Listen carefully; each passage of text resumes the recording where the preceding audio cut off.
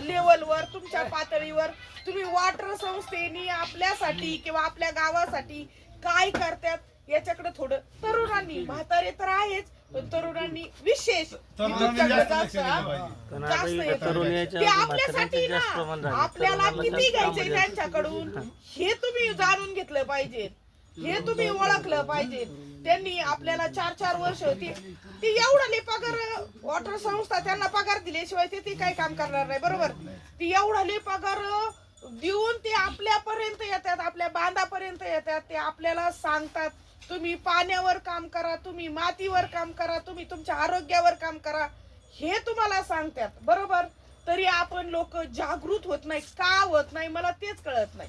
आम्ही जागृत झालोय, आम्ही खडबडून जागा झालोय. कधी 4 वर्षापूर्वी. आज तुम्ही आमच्या शेतीत पाहिलं, कशी वाटली तुम्हाला आमची शेती? बरोबर. तुम्ही सगळ्यांनी तुमची सगळ्यांची शेती तुम्ही डोळ्यासमोर घ्या आणि आमची शेती तुम्ही डोळ्यासमोर घ्या. आमची शेती पावासारखी मऊ झाली का नाही? झाली का नाही? याला किती दिवस गेले, किती दिवस लोटले? 4 वर्ष लोटले याला, 4 वर्ष. पण आम्ही ना वॉटर संस्थेचं म्हणजे मार्गदर्शन, ते म्हटले का इकडे सहलीला जायचं, आम्ही दोघच पण तरी जाणार, बायांना घेऊन जाणार, पुरुषांना घेऊन जाणार. ए चला बाबा, ओ चला बाबा, असं बळच. तुम्हाला सांगतो दादा, आम्ही सुद्धा असं केलंय. लई लोकांना सांगितलंय तिथं काहीतरी शिकायलाय, ते काहीतरी शिकायला तिथंच देणार तुम्हाला. मोघम वॉटर संस्था मोघम कोणावरही खर्च करू शकत नाही. ते तुम्हाला जिथं तुम्हाला गांडूळ खत बघायला नेलंय ते तिथं नेऊन तुम्हाला कसे बसवायचे ते त्यांना तुम्हाला बेड देणार, तुम्हाला गांडूळ देणार. ते तुम्हाला 500 रुपये ते आपलं सहभाग का द्यावा लागतो? तर कारण आपण म्हणतो आपले 500 रुपये गेले, जाऊ दे. त्यांचे 2000चं गांडूळ बेड असलं तरी आपण म्हणतो जाऊ दे, त्यांनी 2000चं गांडूळ बेड दिलंय, जाऊ द्या, कुठेतरी आथरा, कुठेतरी काला तरी लावा, चांगला कागद आहे ना. पण आपले त्याच्यात 500 रुपये गेलेत म्हणल्यावर आपले पैसे गेले, आपल्याला थोडस दुःख वाटतं, बरोबर. आपण म्हणून ते सहभाग घेतात. तुमचा सहभाग ते त्याच्यामुळे घेतात. तुम्ही गांडूळ बेड वापरायचंय, तुम्हाला द्यायचंय म्हणून त्यांनी गांडूळ खत दाखवायला आणलंय. तुम्हाला परसबाग करा. तुमच्या आहारात चौरस आहार, तिरंगी आहार, आहाराचे प्रकार माहिती का?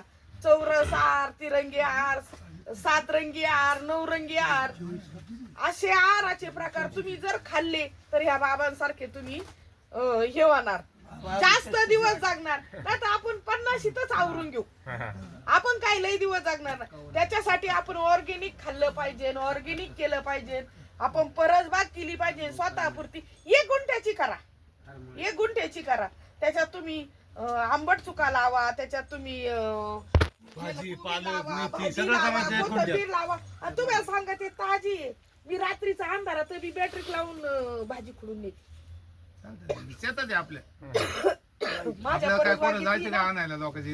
आपण जर याच्यातून बाजारातून आणली ती किती दिवसाची असती?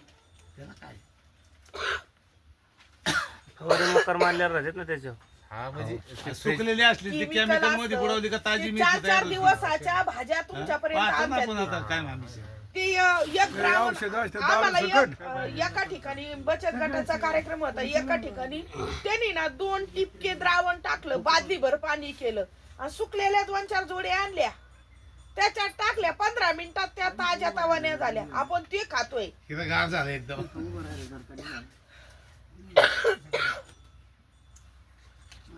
ट्रेनिंगला गेल्यावर जरा वातावरण आता आम्हाला बी रोज कुणी ना कुणी येतंय, त्याच्यामुळे थोडस आजारी पडल्यासारखं झालंय. कालच गेलो होतो पण काही नाही, तरी आम्ही ठणठणीत आहे. कोणाला वाटत असेल का मी ह्या डोंगराला गाया घेऊन जाते, वाटत का?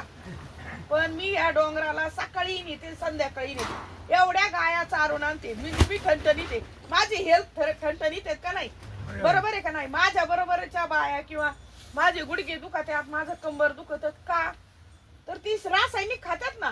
तुम्ही ऑर्गेनिक खा. 1च गुंठा परसबाग करा. तुम्ही 4 मिरच्याची झाडं लावा, 4 तुम्ही वांग्याची झाडं लावा, 4 टोमॅटोची झाडं लावा. मी मगाशी तुम्हाला हे करायसाठी भाजी करायसाठी पुळपुळ गेले आणि माझ्या परसबागेतून लाल लाल टमाटे घेऊन आले आणि तिची भाजीला घातली, बरोबर आहे का नाही? तुम्ही असं करा, तुम्ही असं खा, हेल्दी खा, चांगलं राहा, आरोग्य. ते तुम्हाला सांगते का आम्ही सांगतोय, तर आम्ही त्याच्यातून आलो म्हणून तुम्हाला सांगतोय. तुम्ही पण काहीतरी करा. तुम्ही लय 10 एकर लोकांसाठी केलं ना, त्याच्याशी काही मतलब नाही. तुम्ही 1 गुंठा परसबाग करा आणि सगळ्या तुम्हाला सांगते लय मोठाले ड्रम, 200 लिटरचे ड्रम करायचे आणि लय 500 लिटरचे ड्रम करायचे, हे करू नका. आपल्या स्वतःच्या शेतीसाठी छोटाले करा.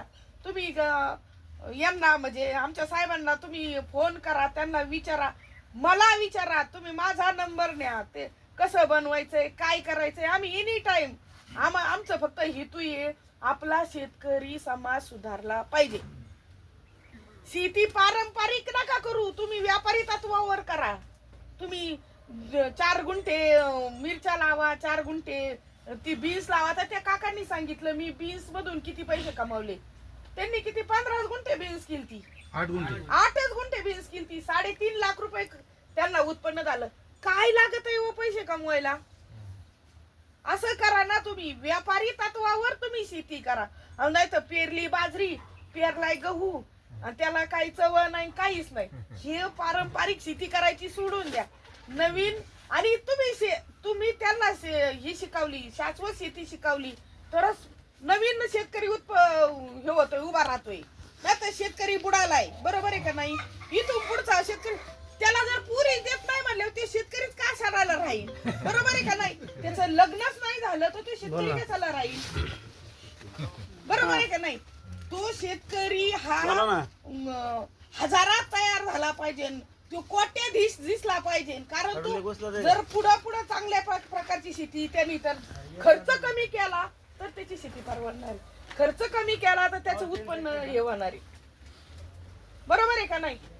असं तुम्ही करत राहा. सेंद्रिय शेतीकडे वळा, गांडूळ खत तयार करा.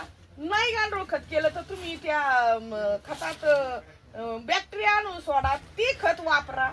तुम्ही उत्पन्न खर्च कमी करा, तर शेतकरी सुधरण, बरोबर आहे का नाही? तर शेतकरी सुधरण. शेतकरी सुधारला तर गाव